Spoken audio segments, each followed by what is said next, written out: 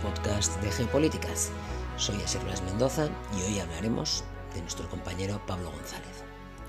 Pavel lleva ya un año en prisión preventiva en Polonia y su situación, si ha mejorado ligeramente, sigue siendo crítica. Tenemos que tener en cuenta que una vez que le detuvieron, lo mantuvieron incomunicado durante meses.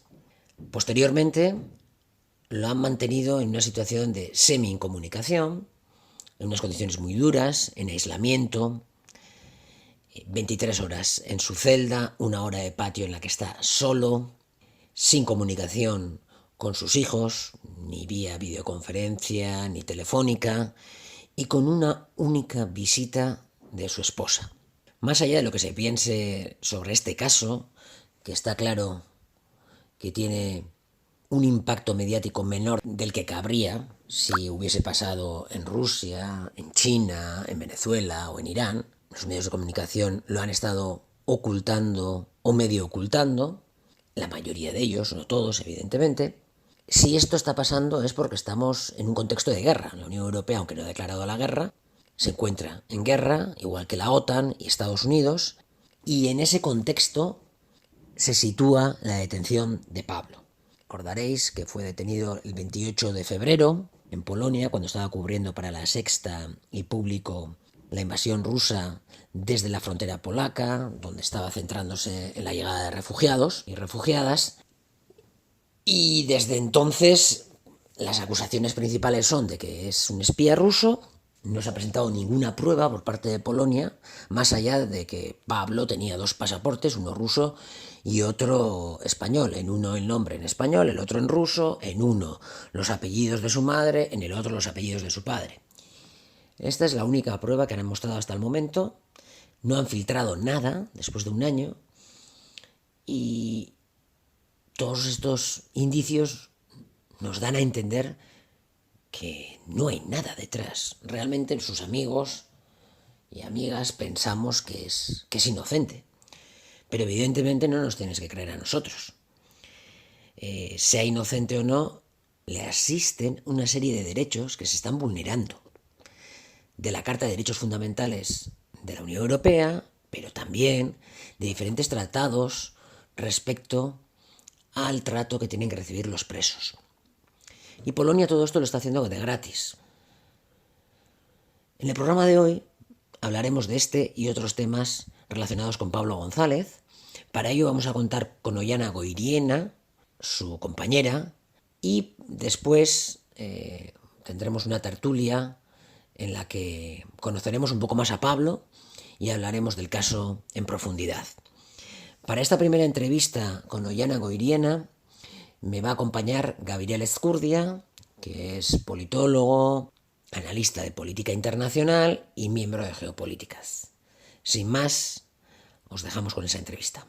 Y como decíamos, pues ahora tenemos con nosotros a Ollana y vamos a hablar un poquito sobre Pavel desde un punto de vista más personal, no tanto sobre todo el proceso que, que hemos arrastrado este último año respecto a su detención y lo que está sufriendo su familia, sino propiamente para que le conozcamos más a Pavel, ¿no? A Pablo González. Y para ello nos va a ayudar Gabriel a conversar con Ollana. Kaixo Ollana, Kaixo Gabriel. Opa, Artzaldeón. León. Eh, ¿Por dónde empezamos, Gabriel? No, yo creo que después de un año de injusta prisión es importante intentar transmitir a todas las personas que quieran entender quién es Pavel, que para nosotros, para la gente que le queremos y le conocemos, siempre va a ser Pavel. Creo que es importante saber cómo es él, ¿no? Eh, Es que es curioso porque es un personaje, es un personaje. De hecho, el día que le detuvieron, Mikel Ayestarán y Ibai y otros periodistas que estaban ahí en la frontera junto a él, se estaban tomando una cerveza con él y sacaron un tuit, que luego quitaron, por cierto, en el que decían, jo, este tío es la hostia, es un campeón y tal, porque estaban flipando, ¿no? Porque pues Pavel es una máquina, es una máquina de transmitir, pues eso, afabilidad, cariño y luego además, pues bueno, con su vozarrón ruso, evidentemente, que tiene esa peculiaridad y su estar, pues bueno, era un tío que transmitía, es un tío que transmite, pues bueno, una cosa específica y yo creo que es muy importante que hagamos este podcast para que Ollana también y todos sus amigos podamos transmitir, pues eso, porque realmente tenemos la imagen pública de un Pablo González espía, oscuro, no sé qué, y nada de eso, o sea, al revés, o sea, es que por no ser, no creo que, bueno, creo que lo que más le identificaría sería, pues eso, hablar del Atleti, hablar de los amigos del Anchove, del Choco, de esas cosas, ¿no? Y yo creo que eso es importante y yo quería un poco incidir en esa idea, ¿no? En la idea del Pablo que está 23 horas al día en una celda durante un año en un Guantánamo polaco de la Unión Europea, con todos sus derechos humanos totalmente vilipendiados y totalmente, bueno, machacados, bueno, y que toda la impunidad que está teniendo la judicatura, las instituciones políticas, todos obviando una realidad que es inaceptable, ¿no? Que por muchos cargos que le pongan en contra y por muchas acusaciones que pudiera tener, no existen públicamente ninguna de ellas, todo es humo, de momento por lo menos, y hasta que se demuestre lo contrario, no solo es que Pavel es inocente, es que Pavel está sufriendo vil prisión, lleva un año incomunicado y yo creo que el contraste de ese año incomunicado tiene que ser el calor de su vivencia, ¿no? De su vida en Euskal Herria, además. Pero igual, Ollana, ¿nos puedes contar un poquito su Aitona, ¿no? Que es el que va a la Unión Soviética, el que tiene que escapar, ¿no? Sí, ¿Cómo lo recuerda? ¿Qué comentaba Pavel sobre su abuelo? pues él hablaba de él como un tipo muy, muy simpático, muy, muy gracioso, muy dado al chiste y a la broma. Así era su abuelo que hace, pues no sé, unos 10 años más o menos que murió, igual algo más.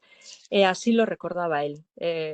Muy, muy jocoso, siempre, siempre haciendo bromas, así un poco picantes también a veces. Eso es lo que decía de él. Y O sea bueno, que, contaba cómo él había ido a Rusia, bueno, cómo se lo habían llevado siendo niño y que se formó allí, que él aprovechó todas las oportunidades que le dio la URSS para formarse y buscar un buen empleo, que seguramente aquí igual no hubiese tenido esa oportunidad. ajá. Y según veo, ¿no? O sea, tuvo relación con su abuelo Sí, y bueno, y quizás un poco la forma de ser que hablaba Gabriel un poco absorbió de su abuelo. sí, De sí. chistes, de cachondeo un poco. Sí, sí, sí, porque una de las cualidades que caracteriza a Pavel es el sentido del humor. Tiene un sentido del humor enorme. Sí, sí, es un poco lo que decía Gabriel, ¿no? Que hace relaciones muy fácilmente, ¿no? Corriendo hace Sí, chistes o te toma el pelo también sí, bastante fácilmente. O sí, sea sí, que sí. Además, eso, tiene una característica, ¿no? Porque eh, Pavel viene a vivir a Euskal Herria hace no tantos años, bueno, bastantes Ujú, ya, pero ujú. y como 7, todo el mundo sabe, por lo menos en esa lógica tan manida, ¿no? De que los vascos somos cerrados y todo eso, es verdad.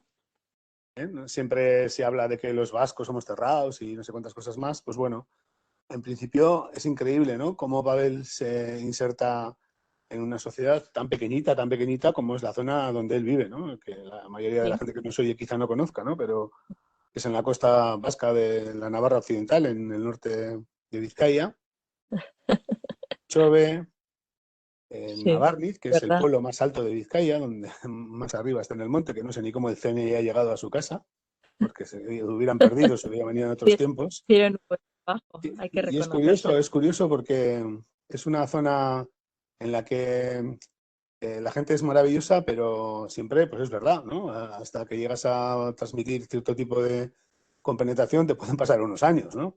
Y lo Sí, puedo pues, decir por experiencia, ¿no? Porque yo vivo bastante cerca y pues tampoco soy él de esta hizo zona. cuadrilla enseguida, hay que decirlo. Por eso, Pavel, Pues bajado entonces un día enseguida. al bar y al día siguiente tenía cuadrilla. Sí, Sí, sí, hombre, hay que por ahí decir, voy, no hay por que ahí decir voy. que venía de Cataluña, entonces venía ya entrenado. Venía de Bueno, pero Barcelona y ahí ya venía un poco entrenado, que tampoco es que los catalanes sean Ya, pues No, yo creo que tiene más amigos aquí que en Cataluña ahora mismo, seguro. pero entrar en el Choco, entrar en la cuadrilla del Anchove, todos los amigos que tiene, además, no sé, no es una cosa, bueno, que llama la atención, ¿no? Porque es un tío que ha entrado muy bien porque le quiere todo el mundo. Da igual las ideologías políticas de la gente, da igual que la gente sea mayor, sea más joven. Todo el Sí, mundo tiene un punto de cariño con Pavel, además es una cosa que es irrefutable. Y sí, por eso llama mucho la atención, ¿no? Que es un tío fantástico, encantador, y yo creo que es importantísimo que eso se transmita, ¿no? sí. Fijaros, una anécdota, yo, bueno, mi madre es del Anchove y a mí se me conoce en el Anchove como la hija de Ima. Pues desde que vino Pavel soy la mujer del ruso, ya no soy la hija de Ima. O sea, ya ha cobrado popularidad y protagonismo él mismo, total. Yo me acuerdo la primera vez que me llevó al Anchove, yo ya había estado en el Anchove, evidentemente, pero la primera vez que voy con él es como si hubiese ido con, no sé, como el alcalde del pueblo. O sea, Sí, iba por el Anchove como si fuese su pueblo y el resto, todo el mundo le conocía, todo el sí, mundo le saludaba, una cosa increíble. sí, sí, es más conocido él que yo. Ahora Bueno, igual no. también. Tiene más voz que tú, pero menos belleza que tú. El problema es ese, que al Bueno, bueno, está muy final, guapo, ¿eh? Está muy guapo. ¿eh? Con la pérdida de peso y tal, está muy guapo, hay que decirlo. Pero al final, la gente que no sabe nada del Anchove y de Euskal Herria tiene que saber que hablamos de un pueblo que tiene solo 3 bares, ¿no? Sí, Bueno, es un pueblo muy complicado porque tiene 3 bares en el puerto y 3 bares arriba, o sea, no hay más. Y es muy pequeño y además parece que estamos hablando de una gran ciudad o de un sitio mm, donde funciona mucha gente. Y esto es un sitio muy, muy pequeño y por eso es importante remarcar esto, ¿no? Que al final Pavel ha tenido una capacidad de integración y de entender cómo funcionan las claves, ¿no? De la sociedad vasca, etcétera, importantísima, ¿no? De hecho, sí, empezó a escribir desde muy poco antes, ¿no? Desde cuando llegó en Gara o en otros periódicos de aquí. Y yo creo que ha tenido en ese sentido una capacidad de adaptación importantísima, ¿no? sí, la integración, sí, sí, sí, increíble.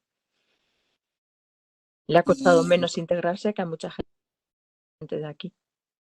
sí, da la sensación de que es nacido en el lugar, no sé, en el Anchove o Navarriz o Guernica también, porque cuando va por Guernica va a Anseco parecido, ¿no?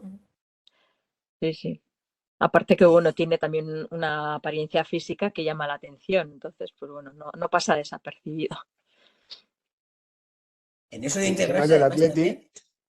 Bueno, del Atleti, del Club de Remo del Anchove, del eso es. rugby, del Club de Rugby de Guernica. Y el Choco también estaba en el. Bueno, eso sí que hay que decirlo, que lo del Choco, yo recuerdo 2 veces he estado con él en el Choco de Navarniz y siempre hemos tenido que llamar a Tuaita. Porque él, en el Choco se le veía a gusto, sí, pero lo de Socios sí, pero el horno no sabía encender. el horno, el fuego, no sé, cualquier cosa, yo creo que necesitaba la asistencia siempre de Tuaita. Sí, es difícil, el choco de Navarniz es difícil. La cocina, quiero decir. Hay que decirlo también. Y luego también siempre ha tenido ese punto de moscovita, porque yo me acuerdo que le animaba a ir a hacer surf y cuando nos íbamos a Laga a hacer surf, pues le costaba bastante el tema acuático. Le gustaba bañarse, eso sí, porque Sí, para el frío en el agua y eso no había problema, pero en el tema acuático era bastante torpe. Pero luego, eso sí, sí, los huevos con bacon en el bar de Laga, esos caían fenomenal. Y siempre ha sido en ese sentido también y siempre ha sido muy generoso. Esa es otra cosa que hay que remarcar. Y parece que estamos aquí haciendo loas y loas, pero es que las cosas son como son. Ha sido mm, una persona muy generosa siempre y una persona muy abierta. Y es muy importante, ¿eh? Porque todo eso transmite una idea contraria a la que se ha querido transmitir de él, ¿no? Y yo creo que es importantísimo. sí, sí, sí. Es muy, muy entregado a sus amigos. Siempre está dispuesto a darlo todo por ellos. Y así que tiene un círculo tan amplio que le está protegiendo aquí.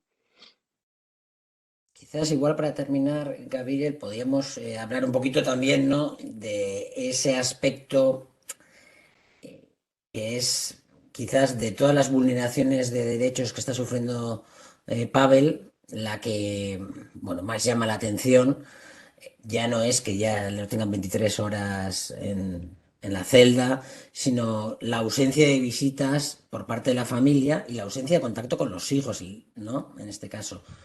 Porque claro, los tres no ha podido ni hablar ni siquiera con ellos por teléfono todavía. Nada, cero. En un año que se va a cumplir ya el martes de la semana que viene, un año sin hablar con sus hijos, sin escuchar su voz. Y además yo, bueno, como madre de esos hijos, quiero recalcar también el otro lado, ¿no? Son 3 menores de edad que no han hablado con su padre en un año. O sea, no solo es él, que a él estará afectando, bueno, le está afectando muchísimo, pero es un adulto. Pero aquí hay 3 menores que no han hablado con su padre y parece que no importa, que no pasa nada. Sí, entonces, claro, Bueno, y no han hablado con su padre y preguntan por él. Sí, claro que sí, Y muchísimo. preguntan por él porque, claro, es mucho tiempo y son pequeños. Sí, y no, bueno, el mayor no es tan pequeño ya, pero los otros dos, pues bueno, no entienden qué es lo que está pasando, no entienden por qué no pueden hablar con él. Mm. y no se prevé que vaya a poder ser posible ninguna visita más a plazo corto, al menos para, en tu caso, quiere decir. Se ha solicitado desde que salí de la prisión cuando lo visité el 21 de noviembre, lo primero que dije fue quiero otra visita. Vayan tramitándomela, se lo dije a los abogados y bueno, están en ello, pero la primera visita tardó como 8 meses en llegar, esta segunda no sé cuánto tardará. Pedida está.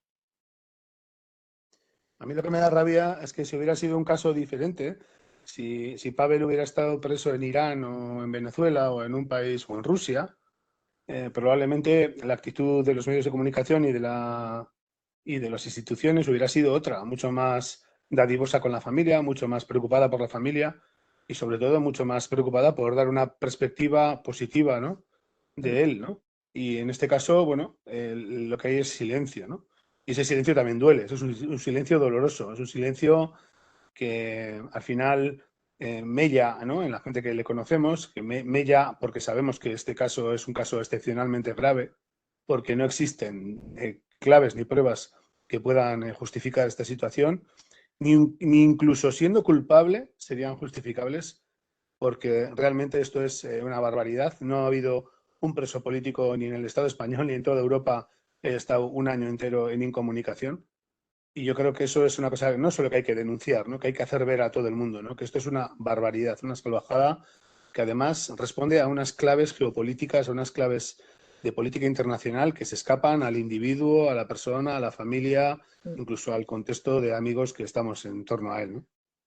Sí. Sí, sí, a mí especialmente grave me parece eso que has dicho, el silencio institucional, ¿no? Porque ante algo que no tiene justificación. El ministro Álvarez ha salido diciendo que hay cargos muy graves contra él, pero nada puede justificar que esté pasando un año sin hablar con sus hijos. Por muy graves que sean las acusaciones que nos han presentado, no está justificado.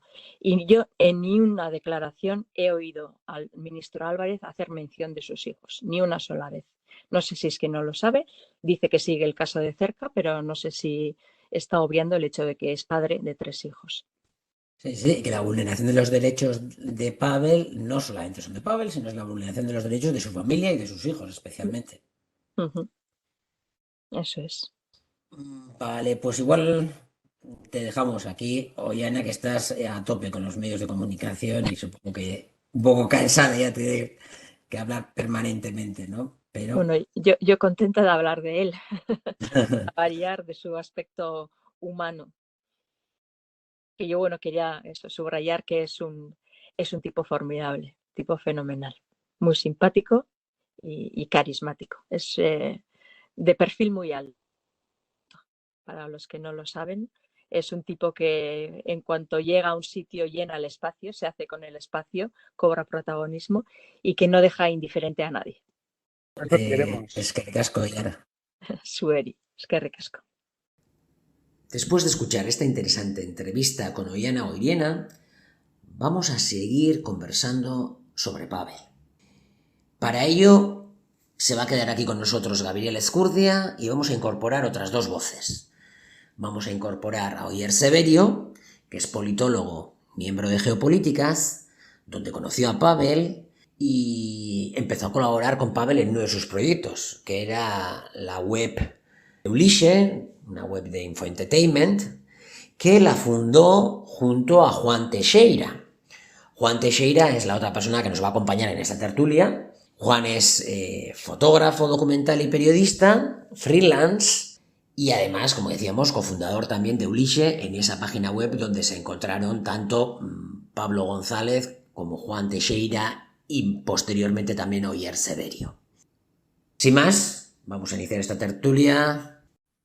Quizás, Juan, podríamos empezar un poco recordando a los oyentes cuál es la situación en la que está Pablo, ¿no? Porque desde el principio, al principio estuvo totalmente aislado y luego podemos decir que está cuasi aislado, ¿no? Hola, ¿qué tal? Pues sí, realmente su situación no ha cambiado demasiado desde la detención. Sí que se ha ido suavizando ligeramente, pero bueno, las condiciones siguen siendo durísimas. Sigue estando encerrado 23 horas al día él solo en su celda. Donde nos consta que ha pasado mucho frío este invierno, porque de las pocas cosas que ha pedido pues ha sido ropa térmica o una manta, la cual pues se le ha negado constantemente, ha costado muchísimo hacerle llegar ropa térmica y bueno, la situación de incomunicación sigue siendo muy dura. Las cartas llegan con 2 o 3 meses de retraso aproximadamente, todavía no ha podido hacer una videollamada ni una llamada a sus hijos en todo este año y la única visita que ha tenido ha sido la de la madre de sus hijos, de Ollana, que ha podido visitarla en persona 8 o 9 meses después de su detención, en una reunión de 2 horas con miembros de los cuerpos de seguridad presentes. Y bueno, esa ha sido toda la relación que ha tenido con el exterior, aparte del cónsul y su abogado. Entonces, bueno, creemos que es una situación, es un año durísimo, unas condiciones excepcionalmente duras para tener a alguien sin pruebas, que recordemos, creo que es lo más importante, que todavía no se ha puesto ninguna prueba sobre la mesa. Además, la hora de patio que tiene, ¿no? La tiene también en soledad, no comparte espacio con otros reclusos, ¿no? También llama un poco la atención que evidentemente no han puesto sobre la mesa ninguna prueba. Si tuviesen realmente pruebas, las hubiesen filtrado. Pero incluso, aunque tuviesen pruebas, ¿no? Están violando la Carta de Derechos Fundamentales de la Unión Europea. Están violando los convenios aprobados a nivel internacional para los presos y las presas, ¿no? Es un poco bastante chocante ver que ante esta situación el gobierno español, Gaviria, no presiona apenas, ¿no? Bueno, yo creo que no es solo que no presione. De hecho, muchos que estamos indignados con este caso, no solo porque le conocemos personalmente, sino porque nos parece que es una gran aberración que nos venda nuestra idea de Unión Europea garante de los derechos humanos y que al final, en un país como Polonia, que tiene mucho poder en la Unión Europea en estos momentos y cada vez más por la guerra en Ucrania, se esté dando esta situación que es muy comparable quizá a Guantánamo, ¿no? Porque realmente tener a una persona incomunicada durante un año es porque está incomunicado, aunque haya tenido visitas consulares y haya tenido algún tipo de contacto con algún abogado que en un primer momento fue impuesto por la Fiscalía. Es verdad que solo haber podido ver a su pareja una vez en todo el año, no poder haber visto a sus hijos o no tener una relación normalizada a nivel, tal y como están hoy en día las comunicaciones, ¿no? Con su familia a pesar de distancia, significa que está incomunicado porque está 23 horas en una celda sin ventana y porque el patio al que sale esa hora de patio, esposado además, es un patio ínfimo, es una pequeña habitación que se puede visualizar en cualquier visita que hagamos a la cárcel del Randón por el Google Earth, ¿no? Yo creo que la situación solo ha cambiado en una cosa, que hasta ahora ha habido un silencio atroz, brutal. Creo que el presidente español solo lo ha mencionado en un par de ocasiones en sus discursos y desde una perspectiva totalmente distante. Pero, y también el gobierno vasco ha mencionado alguna vez su caso, pero hay una perspectiva muy distante. Y lo que da vergüenza es eso, ¿no? Que incluso aunque fuera culpable, aunque fuera agente de GRU y aunque fuera lo que fuera, no pueden tenerla en esas condiciones, porque entonces están demostrando que efectivamente su discurso sobre los derechos humanos es falaz. Yo hace pocos días estuve oyendo a Álvarez, al ministro de Exteriores español, en La Sexta, y me pareció vergonzosa su intervención, ¿no? Porque daba por bueno el hecho de que sin dar ningún dato, sin dar ningún tipo de referencia, decía que los delitos que él había cometido eran gravísimos. Bueno, que los expliciten, ¿no? Porque hablar de espía en genérico no significa nada. A mí me recuerda mucho el caso de Dreyfus, ¿no? El caso de aquel militar francés de origen judío que fue castigado por unas infundadas acusaciones y que fue un caso sonado durante el siglo XX, ¿no? Y que es un poco la referencia un poco de los inocentes que son juzgados de forma errónea y quizá de forma malintencionada y son condenados a una condena además terrible. La condena de Pavel ya está, o sea, no solo es que esté en prisión este año, es que quizá este episodio de su vida va a tener un peso específico crucial en su vida profesional, en su vida social, etcétera, ¿no? Entonces yo creo que son muchos factores gravísimos que no se están teniendo en cuenta a la hora de valorar el caso. En este sentido, yo cuando recibía la semana pasada la última carta de Pablo, Pablo me decía que ahora ya puede ver la televisión polaca, una televisión polaca en versión en polaco y otra en versión en bielorruso y otra en versión en inglés, ¿no? Y me decía, bueno, más o menos creo que me empiezo a hacer una idea de lo que está pasando ahí fuera, ¿no? Me lo decía porque entiende él que la televisión polaca también adapta su discurso y las informaciones para un público inglés, digamos, sí, es un discurso más pro-occidentalista, pero no tan hooligan como en polaco, y en cambio en bielorruso, bueno, está mucho más suavizado porque, claro, de alguna manera quiere lograr algún tipo de impacto entre los bielorrusos y las bielorrusas, ¿no? Y me decía, claro, viendo todo esto, cada vez tengo más claro que han querido desde un principio que yo no pudiera entrar a informar sobre lo que estaba pasando en la guerra, ¿no? Oyer, ¿cómo era Pablo como periodista? ¿Cómo le gustaba trabajar? Creo que en Eulishi hicisteis también un pequeño documental al respecto, ¿no? ¿Cómo era? Sí, pues para mí era un gran profesional. Y digo que era un gran profesional por el hecho de que, bueno, intentaba contar las cosas como eran, ¿no? Y luego, bueno, pues en más de una ocasión le caían palos por todos los sitios por eso. Pero a ver, era muy riguroso, digamos, con la información, con lo que contaba. Bueno, siempre, pues bueno, intentaba trabajar desde un punto objetivo. Y que sabemos que eso en el periodismo, pues que es muy difícil, ¿no? Porque igual nuestras opiniones o nuestras creencias, pues siempre, pues aunque sea de una manera mínima, nos acaban influyendo, pero bueno, para mí siempre ha sido y siempre será un gran profesional en ese sentido, porque bueno, hacía mucho trabajo para obtener muy buena información, lo contrastaba y era muy equilibrado en ese sentido, ¿no? Entonces, pues yo lo calificaría como un gran profesional, como pocos que quedan hoy en día, ya en el mundo del periodismo, que están sometidos ya más al dictado de la propaganda, de un lado o del otro, o que son rehenes de su propia ideología. Juan, seguramente tú también que viajaste mucho con Pablo, ¿no? Yo ojo, recuerdo que alguna vez cuando he viajado con él y tal, escuchaba mucho, ¿no? Hablaba con mucha gente diferente y escuchaba mucho antes de escribir nada. Sí, efectivamente, necesitaba recabar muchísima información para cada artículo, para cada pieza. Incluso yo a veces era una discusión que teníamos habitualmente. Yo era en plan, joder, tenemos que sacar más cosas, tenemos muchísima chicha aquí.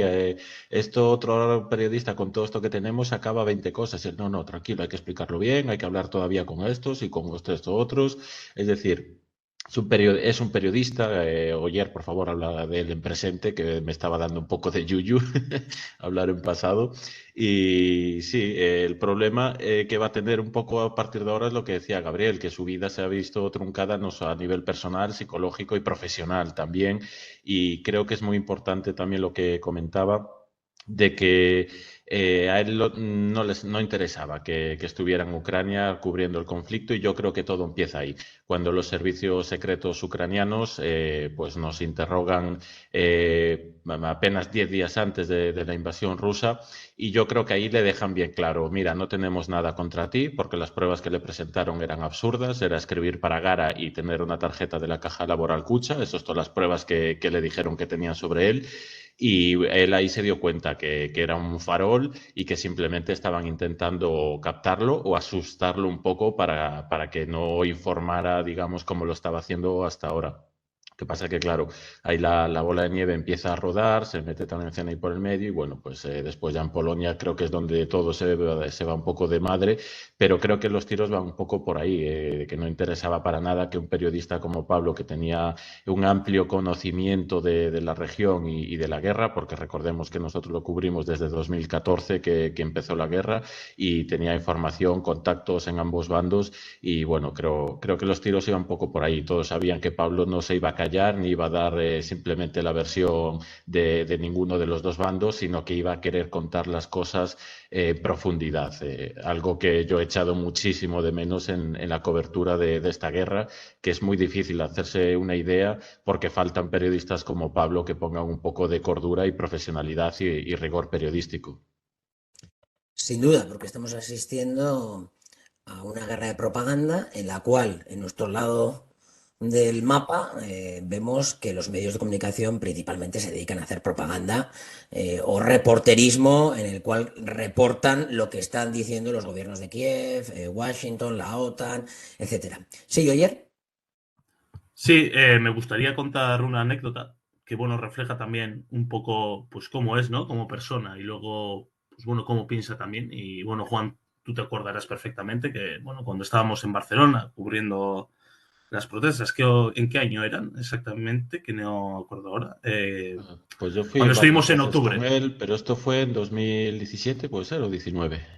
No, 2019, era 19, eso 19, es. En vale. 2019, mira, me acuerdo que, bueno, estábamos cubriendo las protestas en Barcelona y, bueno, vio a un periodista de la televisión estatal rusa, de Rosia 1, y, bueno, yo me acuerdo del hecho de que fue a donde él y que le acusaba de ser un propagandista y de de intoxicar el ambiente, ¿no? Y eso le decía el periodista ruso. Entonces, por muchas acusaciones que se le hagan de que bueno, es un prorruso, es un no sé qué, es un no sé qué, bueno, es una cosa que yo he visto con mis propios ojos. Es Sí, decir, discutir directamente con un periodista de la Rosía 1 diciéndole que a ver qué cobertura está haciendo la información porque que lo que están contando no era así. Así que... No solo eso, yo creo que es muy significativo su digamos, currículum escrito, sobre todo, es que además lo puede ver cualquier persona, no es una cosa que contemos aquí solo nosotros, ¿no? Durante muchos años, aparte de cubrir pues, muchos países del este, Pavel ha sido especialmente crítico con el gobierno ruso y con el gobierno ucraniano, pero también con el gobierno polaco, y ha vivido muchos espacios de tiempo en esos países también, haciendo crónicas publicadas. Ha sido muy criticado por muchos sectores también de la izquierda, que hoy es más, digamos, prorrusa, por el hecho de haber criticado, por ejemplo, al presidente Lukashenko de Bielorrusia o a Putin, pero incluso ha sido hasta cierto punto una persona que ha sabido transmitir ese doble sentido un poco del periodismo, ¿no? De poder, lo que decía antes Teixeira, ¿no? Un poco el sentido de los dos lados, ¿no? De que si quizá hubiera estado ahora él actuando en Ucrania, bueno, no lo hubieran dejado seguramente de ninguna de las maneras, porque se ha visto con algún otro caso de algún periodista que ha intentado transmitir las cosas desde un punto de vista lejano a la propaganda. Pero es cierto que él conocía las dos partes y como conocía las dos partes hubiera tenido una perspectiva muy diferente de la que ahora mismo se implementa en todos los medios, ¿no? Pero, por ejemplo, yo sí creo que uno de los castigos que está sufriendo es por el hecho de haber informado durante bastante tiempo sobre Polonia, ¿no? Pavel tenía mucha relación con Polonia, había vivido en Varsovia bastantes fases y yo creo que ahí sus crónicas eran muy críticas con el gobierno polaco, muy críticas con la derecha polaca, con toda la represión que hay al movimiento LGTBI, sobre la situación de la izquierda polaca, etcétera. Entonces, en ese sentido, los polacos, hasta cierto punto, para mí, han demostrado cierto tipo de frivolidad, porque si bien quizá Pavel, cuando sale de Ucrania y viene a casa porque el CNI ha acudido a su casa, preocupado, en pocos días vuelve a Polonia a informar desde la frontera polaca, nada más y nada menos que con periodistas muy conocidos en el País Vasco, como Mikel Ayestarán o como Ibai Arvide, con los que incluso se saca una foto pocas horas antes de que ser detenido, y en ese momento yo creo que él acude ahí sin ser consciente de que efectivamente quizá le estén esperando, porque no quieren bajo ningún concepto que él participe en ese primer momento de la invasión rusa, de lo que es la información, sobre todo sobre los refugiados que huían, ¿no? Sí, sobre lo que comentabais, pues efectivamente Pablo recibía hostias por los dos lados. Le acusaban de prorruso, de otanista, después de discípulo de Soros. Entonces, bueno, yo creo que de alguna manera hacía bien su trabajo porque digamos que todos los cuñados o todos los todólogos estaban en su contra porque son personas que quieren un resumen absurdo de la realidad que concuerde con su ideología. Y Pablo siempre escapaba de eso. Es decir, Pablo lo explicaba más en profundidad y las cosas no siempre son blancas o negras como estamos viendo hoy en día, pero esto cuesta mucho de entender a la gran mayoría de la población y por eso pues recibía por todos lados. Pero bueno, él a esto no es que le hiciera gracia, no le gustaba, pero obviamente siempre lo recalcaba como decir, bueno, pues algo estaré haciendo bien, ¿no? Y respecto a Polonia, pues tal cual, yo creo que en cuanto llegó ya tenían informes encima de la mesa y fueron directos a por él. Creo que no hay ninguna duda. Incluso me da que lo habían estado siguiendo de antes porque yo recuerdo alguna conversación estando en Varsovia con él y me decía que nunca había tenido el más mínimo problema y que bueno, que era un poco extraño cuando menos esa calma, digamos, tensa de antes de la detención. Y es verdad que el- lo que tuvo un poquito en Ucrania, ¿no? Aquel encontronazo en Ucrania que acaba con su viaje a Kiev y ahí es interrogado y tal, vuelve a Euskadi y vuelve, entre otras cosas, Gabriel, porque van a su casa, ¿no? El CNI. Sí, porque además lo curioso es que la casa de Pavel, que es la casa familiar, está bastante, bueno, a desmano, por decirlo de alguna manera, ¿no? Es una zona montañosa y, bueno, pues se van dos furgonetas del CNI, de la Policía Nacional, de paisano, y no entran a registrar la casa y absolutamente nada más que bueno, a amenazarle, a condicionar a su compañera en el sentido de que si era consciente de con quién vivía, que si sabía que vivía con un traidor a España, es una cosa divertida esta, y también si sabía que, bueno, pues su marido era un espía y no sé cuántas cosas más, ¿no? Entonces, no es una cosa muy lógica, porque si de verdad haces un operativo contra un espía, pues lo lógico es que entres en su casa y busques entre sus papeles, ¿no? Digo yo, vamos, yo creo que sería lo lógico y teniendo en cuenta además que el CNI estará coordinado con la inteligencia polaca y con la inteligencia ucraniana, más aún. Pero no es más que, digamos, un gesto, ¿no? Un gesto que lo que consigue es que Pablo venga rápidamente, ¿no? Que vuelva a casa para ver cómo está todo y bueno, pues todo está en orden. De hecho, llega aquí y una de las primeras cosas que hace es, bueno, organizar, no él, el ayuntamiento de Lanchove, de un pueblo aquí cercano de la costa, una pequeña charla sobre la invasión de Ucrania. En ese momento estábamos todos los compañeros de geopolíticas dando charlas sobre Ucrania. Y de hecho yo le llamo y le digo, jo, pero la charla qué, si te vas, y sí, sí, me voy, no te preocupes que ya lo he dejado atado y me voy porque tengo que estar allí. Y ese por qué se tenía que ir con tanta prisa, pues no sé, es una de las grandes dudas, ¿no? Porque si él no se marcha el 27 de febrero, pues quizá no le hubiera pasado absolutamente nada de esto, ¿no? Y no sabemos, bueno, hay una teoría que habla de que efectivamente tenía presiones por parte de algunos medios para acudir, pues porque tenía algún tipo de contrato o de algún tipo de vínculo con esos medios y no lo sé, la verdad eso no sé definirlo porque creo que lo sabe él, pero esa presión para ir tan inmediatamente después de haber llegado a las pocas horas, pues no lo sé, la verdad. Yo creo que esa presión viene dada por la necesidad que tenía Pablo de contarlo, porque recordemos que desde el 2014 viajó en multitud de ocasiones a Ucrania y que estallara el conflicto, pues él tenía que cubrirlo. Él tenía unas ganas terribles de trabajar sobre el terreno y esa necesidad imperiosa de decir, bueno, yo tengo un montón de información, tengo un montón de contactos, sé moverme allí y quiero contarlo desde dentro. Él me llama directamente los días antes para irme con él y lo hablamos largo y tendido. Y le digo, oye, ¿no crees que está un poco complicada la situación porque nos acaban de expulsar de Ucrania? El CNI está en tu casa y él me decía, sí, pues si en estos 10 días que he estado aquí en Euskal Herria no se han puesto en contacto conmigo es porque me han investigado y han visto que no hay nada. Entonces, él estaba convencido de que era un poco un farol y una forma de decirle córtate un poco con tus informaciones o asustarlo un poco para coartar su libertad de expresión y de prensa y que bueno, que él lo tenía muy claro, que algo pasaba, pero bueno, él yo creo que confiaba plenamente en su inocencia.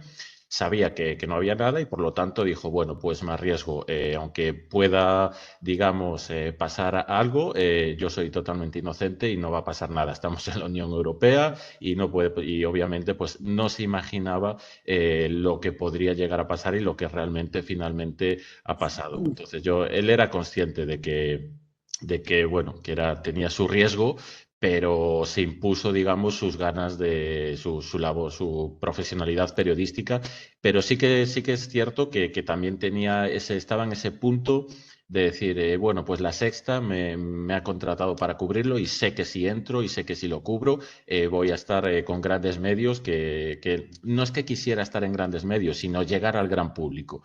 Es decir, porque siempre nos hemos sentido un poco como en el sentido independientes, de que llegábamos a un poco a muy poca gente y esta era la posibilidad, digamos, de dar un paso en su carrera y decir, bueno, pues llego arriba y puedo llegar al gran público y hacer mi trabajo desde una plataforma mucho más grande que hasta ahora y a un público más amplio.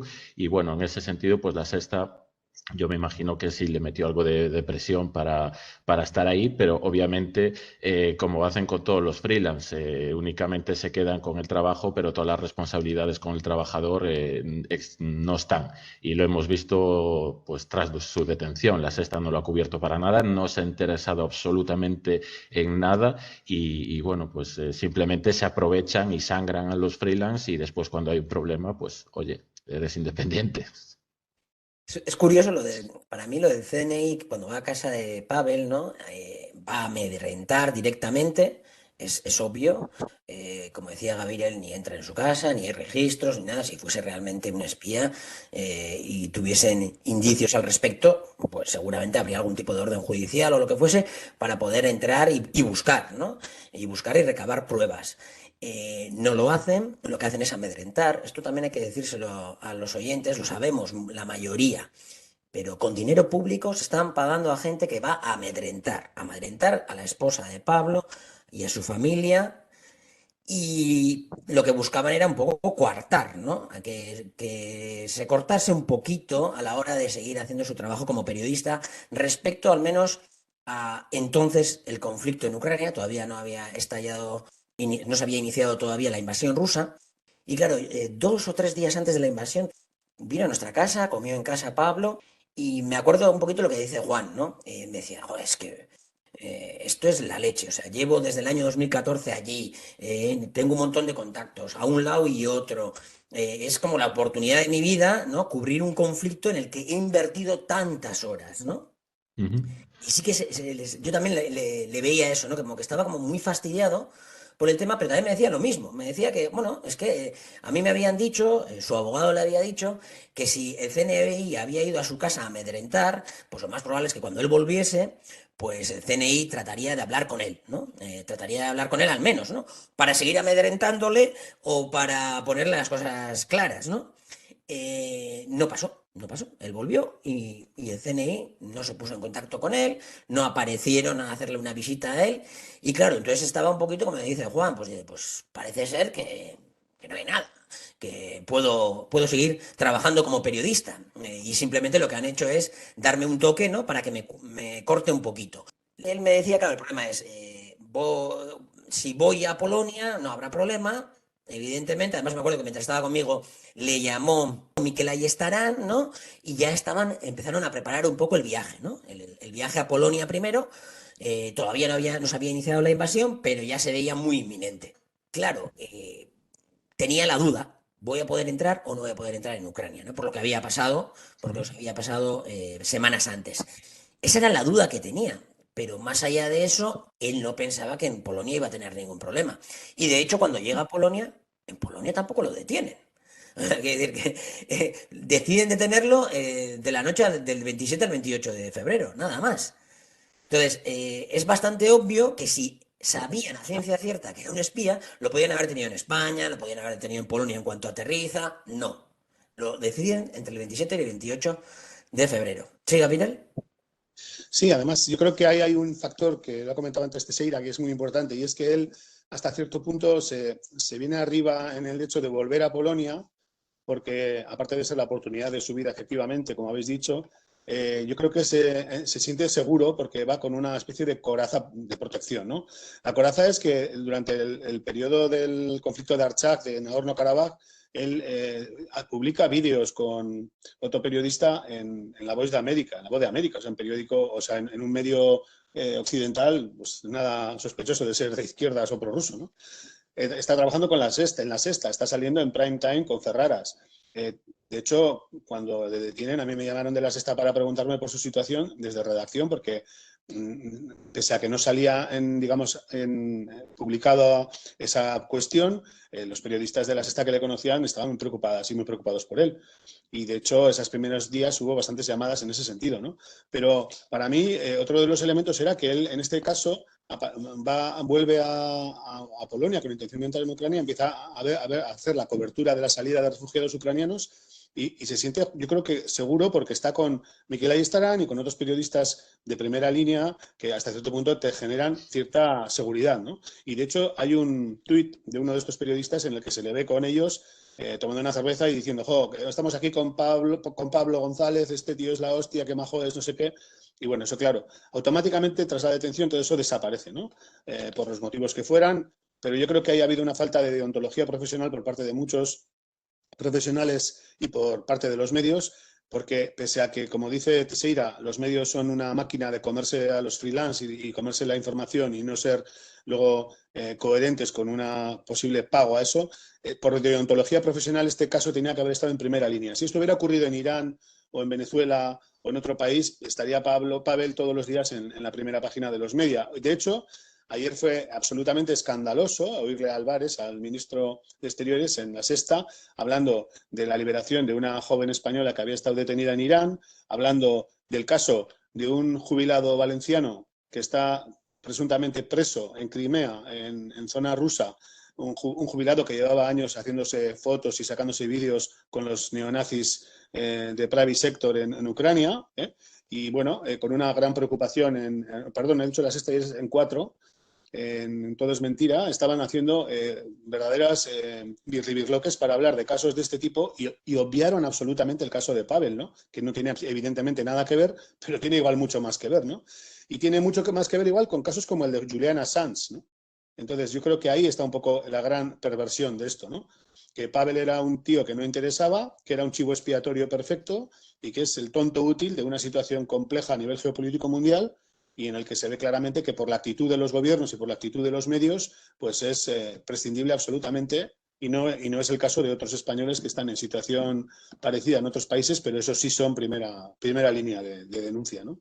Sí, yo eso creo que es bastante evidente y lo he visto desde el minuto uno. A mí este caso, aparte de muchas otras aristas que confluyen en él, una de las cosas importantes es que es un aviso a navegantes para los periodistas que se atrevan a salir de la línea oficial. Es decir, los periodistas de guerra no solo vais a tener problemas en primera línea por si os suele por ahí una bala perdida, sino que como digáis un poco lo que no debéis, pues vais a tener problemas incluso judiciales dentro de la Unión Europea, porque recordemos que es un ciudadano europeo detenido en un país de la Unión Europea donde se están, digamos, no tiene ningún derecho y es obviamente un ataque a la libertad de prensa y a la libertad de expresión, porque si hubiera lo más mínimo, esto tendría que ser algo urgente de decir, pues poner las pruebas encima de la mesa o tratar el tema de otra manera, pero que te puedan tener un año en estas condiciones sin ningún tipo de prueba, pues obviamente todos los periodistas que están sobre el terreno toman nota y dicen, bueno, pues a ver qué digo,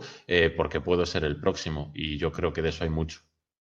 Claro, porque no interesaba que Pablo estuviese cubriendo esta guerra, pero básicamente sirve como una amenaza indirecta al resto de periodistas que están cubriendo la guerra. Y de hecho, seguramente los que estuvieron con él en Polonia estuvieron asustados varios días y quizás siguen asustados. O los que han trabajado con él en otras ocasiones también están muy asustados, ¿no? Sí, Es yo uno de he los- hablado con algunos compañeros que están sobre el terreno y lo notan y lo sienten en propias carnes de decir, es que hay miedo entre los periodistas porque hemos llegado a una polarización del tema que da miedo. Es decir, yo tengo que medir mucho mis palabras e incluso hay compañeros pues, que están en Ucrania que no se han manifestado en torno al caso de Pablo y me lo han dicho directamente por miedo por decir, yo no quiero que me vinculen, que me vengan el SBU directamente a preguntarme por esto, porque yo es mi vida, lógicamente, y estoy sobre el terreno y es peligroso, y claro que lo es, porque el SBU está salido de madre en todas estas circunstancias, tiene carta blanca para hacer y deshacer, y obviamente pues asusta bastante. Entonces, bueno, yo en ese sentido lo tengo muy claro y lo he tenido desde el minuto uno. El tema de Pablo, sobre todo su detención primera en Ucrania, es un aviso a navegantes de decir, mira, aquí hay que decir lo que dice nuestro bando y punto. Y el que diga lo contrario, o se va del país o que se atenga a las consecuencias. Yo es que además incidiría en una idea más, ¿no? Lo que es vergonzoso es que la gente que hasta cierto punto ha seguido el caso y tiene una perspectiva más o menos clara, tiene que tener también clara que esa es la circunstancia que en estos momentos es generalizable, ¿no? No solo es que no tenemos una información real, tenemos propaganda pura y dura y lo vemos en los medios día a día, ¿no? Es también que la mayoría de los periodistas y freelance que han intentado informar desde la independencia han sido amenazados, han tenido que salir de Ucrania. Luego nos cuentan la disculpa de que no, es que como Rusia no da visados para informar, pues no se puede ir, porque claro, en Rusia no hay libertad de prensa y en Ucrania sí, claro, ese es el gran debate, ¿no? En Ucrania tienes libertad de prensa si dices lo que el SBU te dice que digas, si no, no hay libertad de prensa. En Rusia no lo sé, pero hay otros periodistas que están informando del Donbass o de otras zonas desde allí en directo y bueno, no creo que tengan las cortapisas que tienen en este caso periodistas que están informando del lado ucraniano. Pero bueno, todo eso es algo que si se quiere visualizar, se puede visualizar. A mí lo que me da rabia es que muchos sectores progresistas y gente que hasta cierto punto tiene una perspectiva crítica con la situación política, geopolítica mundial, esté en estos momentos, pues no voy a decir que en silencio, pero con un perfil muy bajo en el caso de Pablo, ¿no? O de Pavel, mejor dicho. Yo creo que eso es algo muy criticable porque además, por el otro lado, por el ímpetu de los sectores más reaccionarios y más fascistas que hay en el Estado español, existen decenas de tweets y decenas de mensajes en todos los ámbitos en los que sin ningún tipo de rubor no criminalizan a Pablo y le insultan y le tratan fatal, ¿no? Y yo creo que ahí tenía que haber habido un muro de contención. No se puede permitir, porque esto no solo es la condena sin juicio de un año de prisión, de incomunicación, de no estar con la familia. Es también el vilipendio de su imagen pública, el vilipendio de su trayectoria profesional y el vilipendio de una persona que no puede defenderse. Entonces, ahí tendríamos que estar todos los demás para defenderlo, ¿no? Lo que pasa que, como bien es sabido, los que tenemos una perspectiva muy crítica de la situación geopolítica mundial, pues no tenemos acceso a los media como quizá hubiéramos tenido en caso de estar en otra línea respecto a este caso y respecto a la guerra, ¿no? Sí, yo creo que Pablo se es visto envuelto en esta polarización de la sociedad pues un amplio espectro del público del Estado español lo ha crucificado antes siquiera de conocer su caso y simplemente pues lo que hablábamos, por haber nacido en Rusia, por escribir en Gara, por tener digamos una serie de circunstancias vitales concretas, pues es suficiente digamos para crucificarlo. Y luego a eso sumamos que algunos medios pues se dedicaron a desinformar desde el principio y en esto siempre me gusta poner nombres y apellidos. El Correo, por ejemplo, ha sido de los que más daño le ha hecho. Y eso que conoce a mucha gente en el Correo, porque recordemos que estudiamos juntos en el máster de la UPV el Correo, tenía relación con ellos de algún modo y no dudaron en saltar a su yugular. Yo recuerdo perfectamente ese artículo publicado en el Correo en el que se dice abiertamente detenido el periodista Pablo González con 2 pasaportes con diferentes nombres, bueno, dando a entender que es un espía ruso sin mayor prueba, cuando ellos sabían perfectamente que el tema de los 2 pasaportes, por qué era y por qué no, y bueno, incluso lo he visto esta mañana me ha explotado un poco la cabeza con un tuit de apoyo de Mónica Oltra a Pablo González, y en los comentarios pues saltaban toda esta gente ultra medio fascista de extrema derecha, acusándolo de espía ruso, y muchos pues utilizaban ese artículo como prueba, de decir, pues si tenía 2 pasaportes con diferentes nombres, pues blanco y en botella, es un espía ruso. Entonces, bueno, entre la opacidad del gobierno, la desinformación de algunos medios y el silencio de otros, se ha creado una atmósfera terrible que, digamos, pues ya se le ha culpabilizado no solo desde el gobierno de Polonia, sino desde gran parte de la imagen en el Estado español. Yo, como portavoz de la Asociación Free Pablo, durante todo este año hemos estado luchando para que este caso siga en los medios, dar información, y las puertas, pues la mayoría de las veces han estado cerradas directamente. Algunos medios han apoyado claramente, pues destaco, por ejemplo, la labor de Público, que se ha involucrado mucho y ha informado de verdad y ha indagado y se ha preocupado por el tema, pero ha sido de los pocos grandes medios que han estado ahí. La Sexta, por ejemplo, es que ha sido vergonzoso toda la cobertura que ha hecho sobre esto, cuando recordemos que trabajaba para ellos, y con pues desde Televisión Española a todos los demás medios. Es horrible todo lo que ha sucedido a nivel mediático con este caso. Sin duda, como comentabas, Juan, realmente quien se ve que está interesado por el caso y por darle eco informativo, desde luego es Público. No hay duda que está haciendo un trabajo muy importante al respecto. Has comentado la asociación Free Pablo, ¿no? Quizás igual ahora toca un poquito de explicar cómo se crea la asociación, cuáles son sus objetivos, cómo se puede ayudar. Pues Free Pablo nació un poco como un grupo de WhatsApp. Cuando detienen a Pablo, pues obviamente todos los que lo conocemos nos quedamos alucinados con el desarrollo de los acontecimientos, y empezamos a compartir la información pues a través de grupos de este grupo de WhatsApp, e intentar entender lo que estaba sucediendo. Es más tarde, cuando le damos forma legal, digamos, y creamos la organización, cuando, digamos, el coste económico de todo su equipo legal empieza a sobrepasar a la familia y a su gente cercana, y ahí es donde decidimos hacer un crowdfunding para poder pagar todos los abogados que están trabajando en su caso, y es ahí donde nos constituimos como organización. El trabajo lo hacíamos previamente, pues de intentar hablar con todos los medios posibles, recabar información, hacer lo poco que podíamos desde España, porque una de las cosas que más se siente es la impotencia de no saber cómo ayudar, o no poder ayudar más de lo que nos gustaría. Y bueno, pues finalmente decidimos abrir ese crowdfunding, que bueno, si hay alguien interesado en aportar, pues puede buscar en Google Free Pablo, que está la página web ahí con el número de cuenta y demás. Y bueno, también agradecer la grandísima acogida que ha tenido, porque hemos recaudado bastante dinero en una situación económica complicada para todo el mundo, y bueno, pues la verdad es que ha habido unas muestras de apoyo y cariño de gran parte de la población enormes, y que contrastan con el silencio en los medios y el gobierno también. Sin duda contrasta, ¿no? Ollana también decía lo mismo, ¿no? Que se ha recabado bastante dinero y que se ve que la gente sí que está concernida por lo que está pasando con Pablo, a pesar del silencio de los medios, ¿no? Entonces, la Asociación Free Pablo básicamente lo que trata es de visualizar, ¿no?, la situación de Pablo, denunciar y apoyar financieramente a la familia, ¿no? Que Exacto. realmente el costo es el costo de los abogados y también el costo que tiene Pablo en la cárcel, ¿no? Necesita un poquito de dinero para Ujú. comprar sus vitaminas en el supermercado o lo que sea, ¿no? Sí, Y a día de hoy, pues ya te digo que están trabajando 3 equipos legales. Está un equipo de abogados penalistas bastante conocido en Polonia.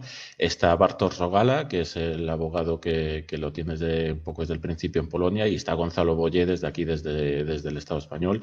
Entonces, bueno, imagínate 3 equipos de abogados, el coste que puede suponer. Después se le envían en torno a unos 300 euros también al mes a Pablo, pues como decías, para que pueda comprar, pues eso, desde complejos vitamínicos a cosas súper básicas, porque bueno, es una de las cosas que se queja del trato que le dan en la cárcel, de la comida que es auténtica basura, según me dice explícitamente. del frío que pasa, porque está imaginaros en Polonia, en una celda pues casi sin ventilación, con humedad, ha tenido problemas de piel, por ejemplo, que no le han permitido siquiera ver a un dermatólogo, a un médico, ni tener acceso a una simple pomada. Entonces, bueno, el dinero que se le envía pues le permite al menos pues comprar algo más de comida en el economato pues cosas tan básicas como esas. Entonces, bueno, creo que es importante durante el tiempo que esté detenido, que esperamos no sea mucho más, pues contar con ese apoyo económico al menos y que la gente pues también le escriba a la cárcel, que se le puede escribir o que le muestre su apoyo, porque psicológicamente esto es durísimo para él, no me lo puedo llegar siquiera a imaginar cómo debe ser un año en esas circunstancias, no solo físicamente duras, sino psicológicamente, sin saber qué está pensando la gente fuera, qué está pasando, qué está sucediendo. Entonces, bueno, creo que apoyarlo psicológicamente es importante también. En la descripción de este podcast vamos a poner la dirección de la cárcel para que la gente se anime para enviar cartas y también vamos a poner el número de cuenta para que puedan hacer sus aportaciones. Ambas cosas son importantes, cada persona puede aportar lo que pueda económicamente o al menos puede escribirle una postal que siempre las agradece porque claro, los días son muy largos, está solo todo el rato y cualquier tipo de apoyo material o moral, ¿no? Lo agradece. No sé si queréis aportar algo más. Bueno, yo creo que aparte de que se va a perder la semifinal de la Copa del Rey con el Osasuna, y eso lo hubiera agradecido, creo. Pues sí. Sí creo que yo incidiría en una idea de lo absurdo que es el caso con una mera idea, ¿no? El gobierno de Polonia, un año después, hace una reclamatoria al gobierno español para que certifique la nacionalidad española de Pavel, ¿no? Que tiene nacionalidad española desde quinto de GB o algo así, porque desde los 11 años, ¿no?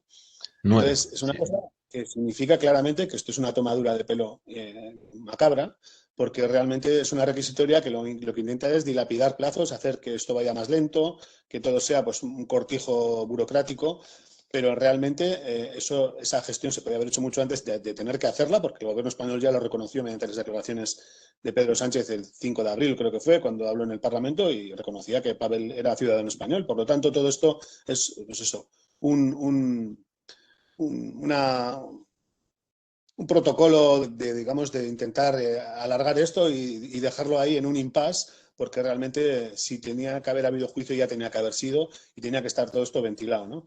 Entonces ahí se ve claramente que teniendo en cuenta esta circunstancia, que no hay que ser ningún erudito para darse cuenta de ello, es vergonzoso que la filiación o la filia que tienen, por ejemplo, los políticos vascos del gobierno vasco, del Partido Socialista, del PNV, incluso en el Estado español, de los partidos que sustentan al gobierno, con la OTAN y con la estrategia que está teniendo ahora mismo la OTAN respecto a la guerra de Ucrania, evidentemente esto demuestra claramente que existe un doble rasero moral, ¿no? Que tanto discurso sobre el suelo ético y sobre las lógicas que tienen que justificar toda la actuación en función de los derechos humanos son humo, ¿no? Realmente en estos momentos impera la razón de Estado, es una razón de Estado totalmente criticable y totalmente denunciable, pero aún así el silencio es el que se impone, ¿no? Porque hasta cierto punto la colaboración con la estrategia de la OTAN en esta guerra es mucho más importante que la situación personal de un inocente en prisión, ¿no?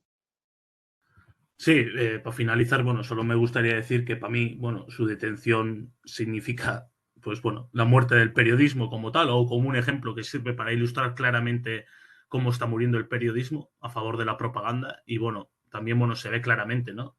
Antes ya comentabais, pues bueno, numerosos compañeros suyos también que han estado o que siguen estando en Ucrania, etcétera, etcétera, pues todas las autolimitaciones que tienen para escribir lo que está ocurriendo, la autocensura que existe y, bueno, el poder que está cogiendo la propaganda, ¿no? En vez de el periodismo y la información de calidad, ¿no? Yo creo que pues su caso ilustra claramente pues el cambio, ¿no? Que se está registrando pues en los últimos años.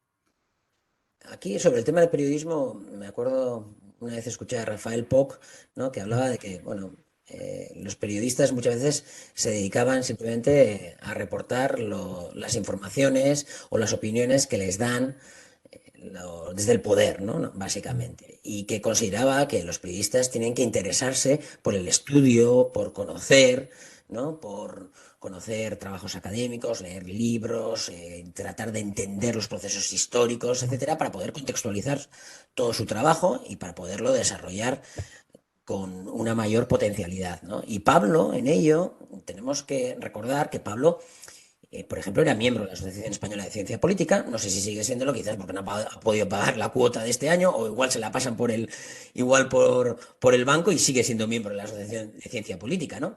Y acudía a congresos de la Asociación Española de Ciencia Política y a congresos a nivel global, sobre todo europeo, ¿no? Sobre temas de política internacional, relaciones internacionales. Y estaba haciendo una tesis y está matriculado este año en la Universidad del País Vasco para hacer su tesis doctoral sobre la reconstrucción de la ultraderecha en Georgia, ¿no? Y eso nos da a entender cómo trabajaba Pablo. No solamente escuchaba diferentes voces, tenía paciencia antes de escribir, recababa mucha información, sino que estudiaba mucho también, ¿no? Y eso yo creo que también es interesante subrayarlo. Y una prueba más de que es un espía para muchos, porque contrasta tanto con cómo trabajan los periodistas hoy en día, que dice, ¿para qué un periodista va a tener que estudiar tanto o tener tanta información? No sé, para mí Pablo es un ejemplo, casi un héroe del periodismo en este sentido. Primero, porque luchábamos contra la precariedad económica, porque obviamente hacer piezas como las que hacía él no son fáciles de colocar en los medios, que buscan el clickbait, buscan la información rápida y buscan pues gastar lo mínimo posible y obtener la máxima visibilidad. Y Pablo escapaba por completo de eso. Entonces, en primer lugar, había esa precariedad económica de decir, bueno, estoy haciendo un trabajo increíble, me supone un esfuerzo tremendo porque, como bien dices, estudiaba en profundidad todo lo que comunicaba posteriormente y, bueno, pues él seguía y seguía picando piedra, picando piedra. Los primeros viajes pues hasta perdíamos dinero muchas veces. Pero él seguía y bueno, ahora cuando estaba empezando a asomar un poco la cabeza y decir, oigan, yo sé de estas cosas, pues es donde ahora hay este golpe judicial. Entonces, bueno, como decía Oyer, para mí es un ataque directísimo y casi una muestra de la muerte del periodismo. Ahora ya no solo hay precariedad económica y peligro, sino que, bueno, que te enfrentas a situaciones como las de Pablo. Oyer. Sí, bueno, siguiendo un poco lo que comentabais, bueno, el ejemplo podemos ver en el documental que hicimos sobre, bueno, su trayectoria o su modo de ver que tenía sobre el periodismo, su trabajo, etcétera, que se llama Vivir la guerra. El documental lo podéis ver en YouTube.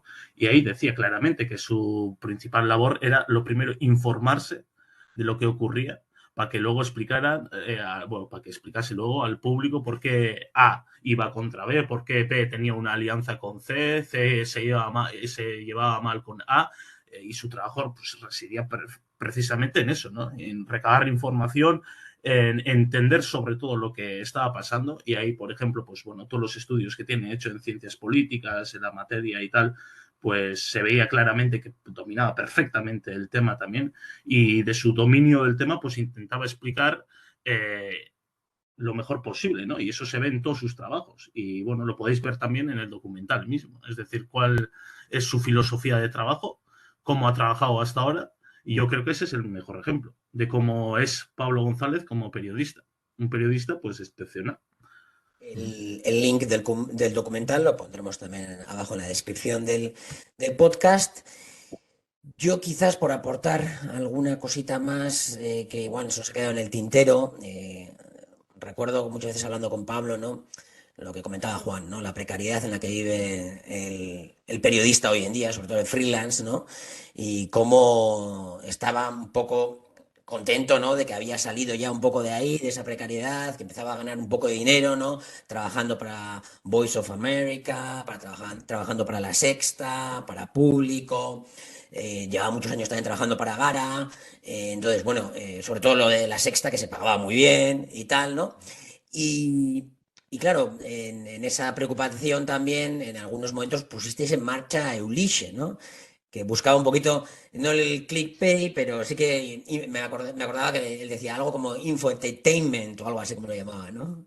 Era así, la idea era hacer un término intermedio. Éramos conscientes de la situación del periodismo y decíamos, bueno, no podemos hacer algo muy denso ni algo especialmente duro, sino que tenemos que buscar un equilibrio entre atraer público y tener y monetizarlo y después colar la información. Era un poco la idea, ¿no? Hacer una plataforma que atrajera a la gente y por el medio meter reportajes periodísticos más en profundidad y con más profesionalidad, digamos.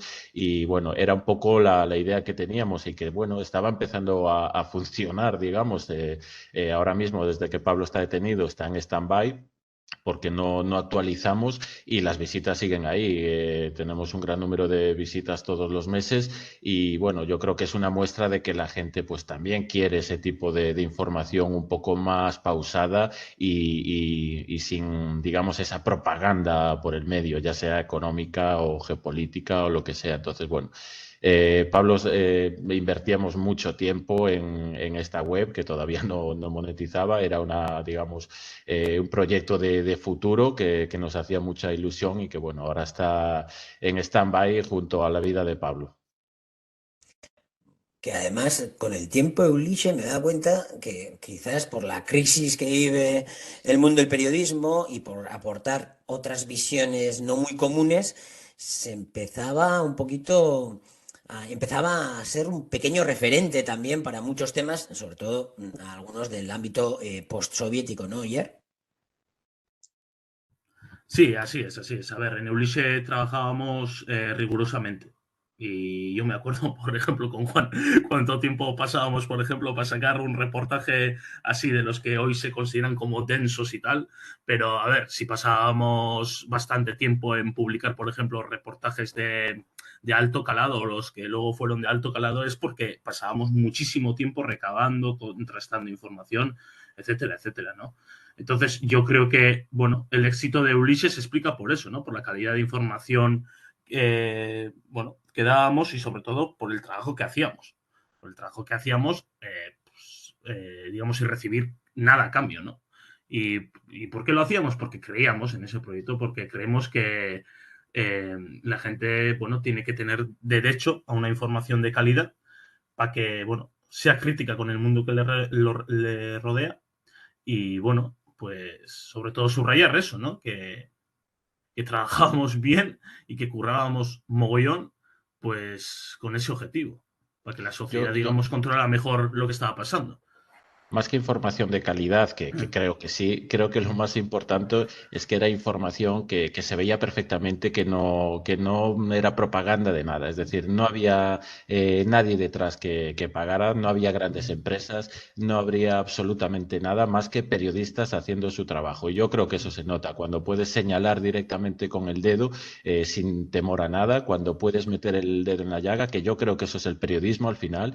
Todo lo demás son relaciones públicas y todo lo que hacen los grandes medios son relaciones públicas porque realmente periodismo poco y bueno, creo que proyectos como Ulise o otros que están en funcionamiento, que son minoritarios pero que siguen ahí, creo que son importantísimos y que si los dejamos morir como sociedad, pues una parte de la sociedad se morirá con ellos, porque el acceso a la información independiente es básico para una sociedad sana. Es decir, una sociedad no puede informarse, no puede ser consciente de lo que le rodea sin medios independientes. Y hoy en día son pocos y subsistiendo en la más absoluta precariedad.